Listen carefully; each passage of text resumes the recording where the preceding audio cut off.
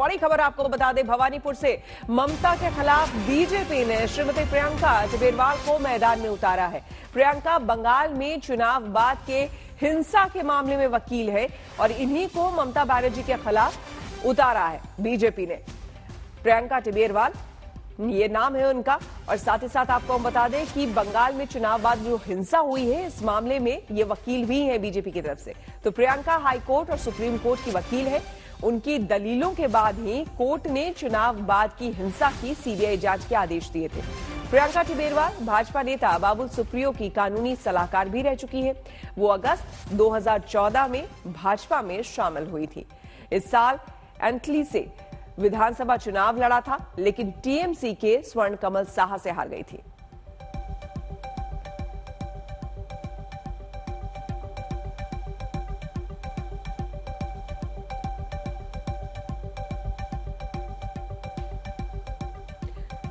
हमारे संवाददाता इंद्रजीत कुंडू हमारे साथ जुड़ चुके हैं ज्यादा जानकारी के साथ। इंद्रजीत, जाहिर सी बात है अपने हिसाब से बीजेपी ने तो एक अच्छा कैंडिडेट ही उतारा होगा, लेकिन ममता बनर्जी के सामने प्रियंका का उतरना कितनी दमदार लग रही है?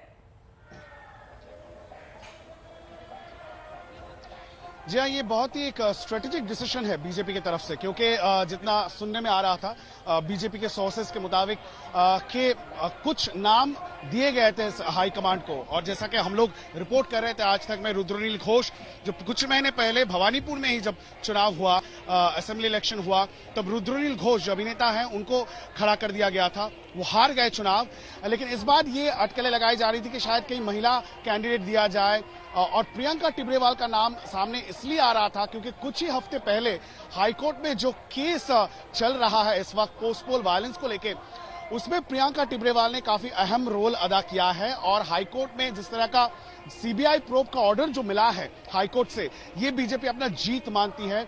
और इसीलिए प्रियंका टिबरेवाल जो एंटाली में 2021 के विधानसभा चुनाव में एंटाली से उनको खड़ा कर दिया गया था, वहां पे वो हार गई। हालांकि फिर से उनको अब टिकट दिया जा रहा है ममता बनर्जी के खिलाफ। ये प्रियंका टिबरेवाल के करियर में, राजनीतिक करियर में सबसे बड़ी चुनौती होने जा रही है, क्योंकि वो जिसके खिलाफ उतर रही है इस जंग में भवानीपुर में, वो ममता बनर्जी है। और ममता बनर्जी इस सीट को बखूबी पहचानती है। ये उनके घर के बगल में है, कालीघाट से ज्यादा दूर नहीं है और यहां से वो बहुत बार लड़ चुकी है।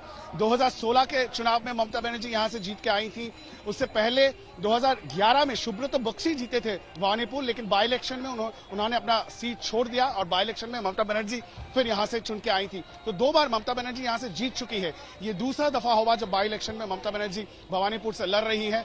और तृणमूल पूरा दमखम के साथ इस लड़ाई में उतर चुकी है, क्योंकि ये एक प्रेस्टीज बैटल माना जा रहा है। ममता बनर्जी जब खुद ये ऐलान उन्होंने किया था चुनाव से पहले कि वो भवानीपुर छोड़ के नंदीग्राम जा रही है, तो ये स्ट्रैटेजिक डिसीजन माना गया था। हालांकि ममता बनर्जी ने 200 से ज्यादा सीट जीत के तीसरी बार के लिए वो मुख्यमंत्री बनी, लेकिन नंदीग्राम में वो हार गई। और वो ईगो बैटल, वो प्रेस्टीज बैटल कहीं ना कहीं जाके यहां पे लड़ा जाएगा। भवानीपुर में ममता बनर्जी को जीतना होगा ताकि वो अपना मुख्यमंत्री पद का कुर्सी बचा पाए।